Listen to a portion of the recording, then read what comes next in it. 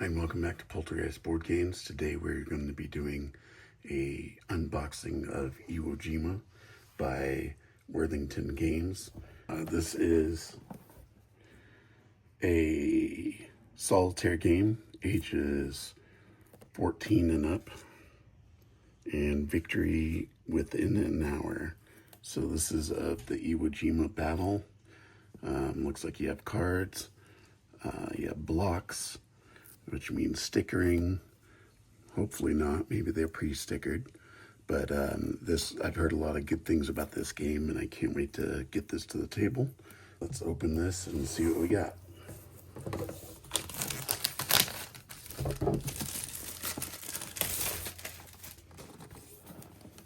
The box cover's got really nice art, and it's almost like a canvasy type feel to it. It's really nice.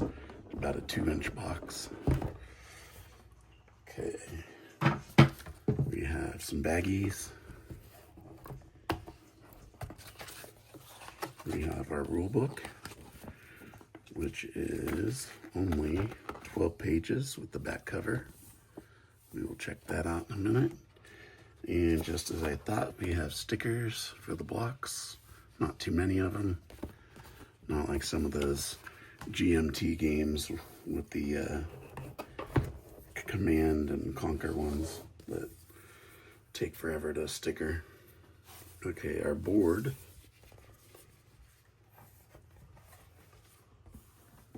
Looks like the standard 17 by 22.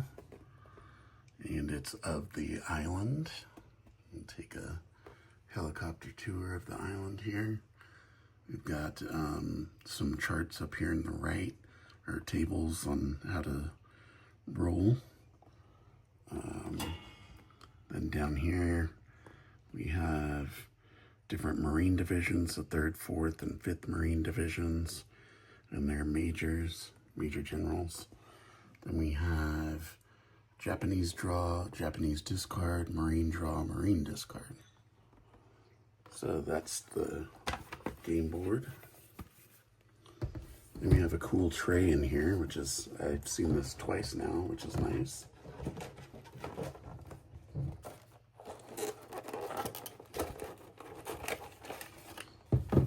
So here's your colored blocks to sticker.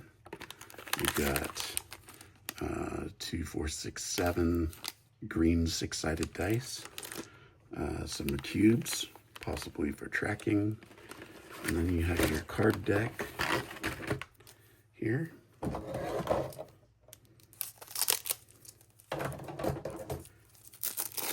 Ooh, these cards are nice. They're like a canvasy too, kind of like the box cover, but they're nice canvasy type. Let's see, so these are obviously the Marine cards. So what do we have? Dug in, place a bunker in any U.S. Marine Corps occupied and controlled island position. Regiment occupying the position may be activated the same turn this card's used. Let's see. Got a bunch of different ones. And then we have Japanese cards. Infiltration, troop movement, fields of fire, fire attack, tunnels of IWO, sniper, banzai, and then more cards for the Marines, air naval support. So that's it. And then we'll look at the rule book here. So let's see, we got our introduction. Game board talks about the game board. Mount Suribachi, where the flag was placed, is here. Game components talks about the cards. Talks about the structure of the card. Japanese AI activation of cards. And then let's see, we have U.S. Marine Corps Regiment Cohesion and Exhaustion. We have an exhaustion check. Then we've got game setup. sequence of play, Japanese AI turn, tactic cards, performing actions, talks about doubles, what happens if you get doubles on Marine Corps turn. Let's see here, Japanese turn,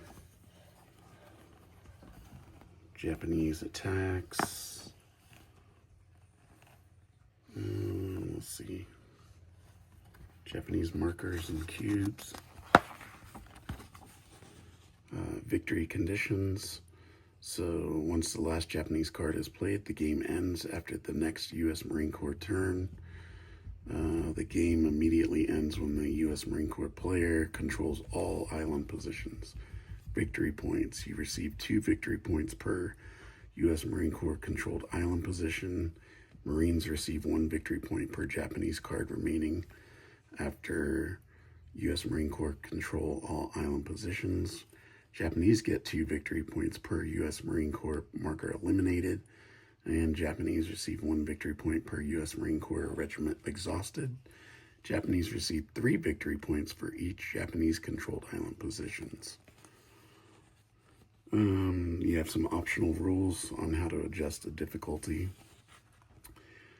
Key things to remember when playing, so that's always nice.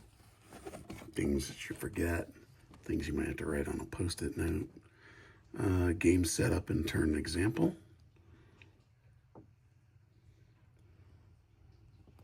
There you go. And then dice results for attacks.